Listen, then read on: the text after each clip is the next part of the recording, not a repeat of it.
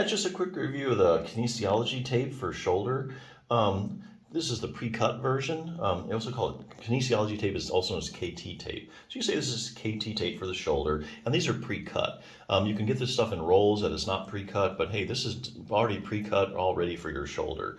So this is made specifically for people that are having shoulder pain or some type of shoulder problem.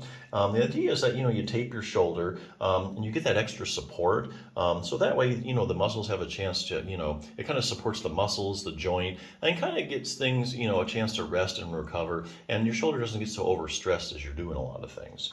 So that's really the main purpose. So a few points. It is sweat proof. And it says you can wear it 3 to 7 days, which is pretty good.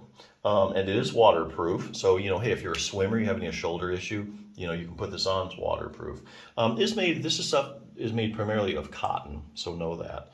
And it also has a certain degree of flexibility in it, which is nice. Although you don't want something too flexible, because remember, the whole point of this is to support the shoulder.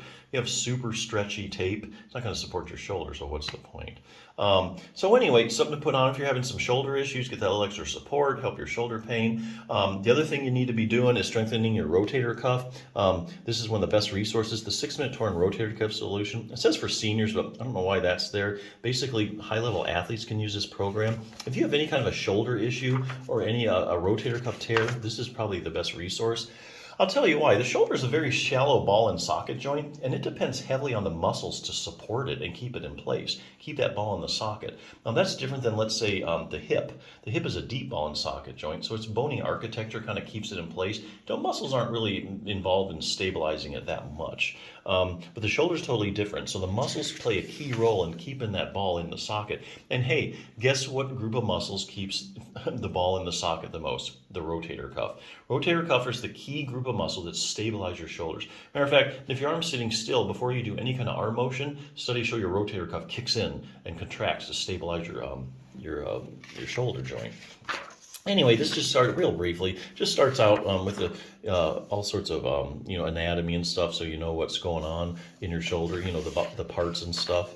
What the rotator cuff is, what it does, what each of the muscles do. Then they have a good question and answer section. What are the symptoms of a rotator cuff tear? Are there any arm maneuvers that might indicate I have a tear? What imaging tests are used? Where exactly does it tear at? There's some common places. Are there different kinds of tears? Of course there are. I have a rotator cuff tear and I'm in a lot of pain. I need surgery, right? Well, not necessarily. That's a really bad way to go about things. And I'll tell you why. This is a very evidence-based book, and they look at studies to answer the questions.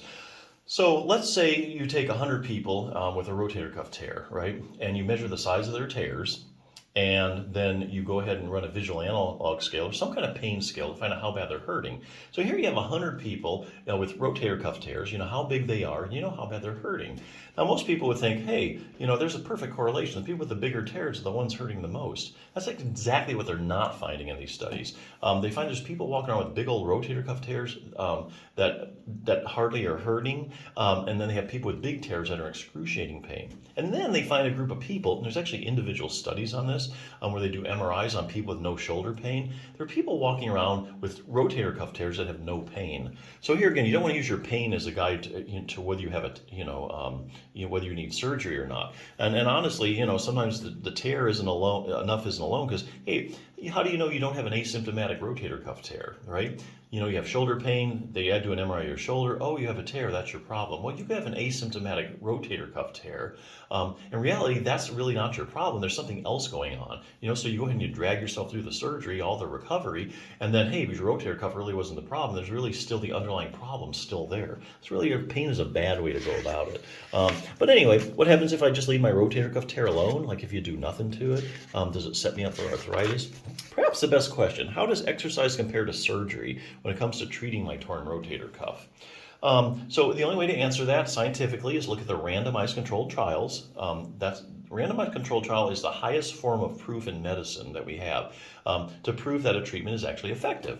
So let's say you take 100 people with a rotator cuff tear, 50 you randomly assign to surgery, the other 50 you randomly assign to a good exercise program, and then you follow them over time. You follow them for a year or two, maybe 5 years, and some of these studies go on for years. This book has compiled all the randomized controlled trials comparing exercise to surgery, and they synthesize the results, and what they've come up with is this. according to the randomized controlled trials, whether you have whether you do a good exercise program or whether you have surgery, you're going to end up at the same place at the end of the road. So to that end, they have an exercise program. There's 3 different levels. Let's say you hurt your shoulder, you can't do much with it. You start at the lowest level. If you can barely move it, they have exercises for that. But hey, if you just have a shoulder problem, you want to strengthen your rotator cuff, for prevention, you just go to the last one, go to the advanced one. But anyway, hey, yeah, this is something easy to do. It's quicker than exercise. A lot of people tape it and they say, hey, my shoulder feels a lot better. So yeah, it's good stuff. Check it out.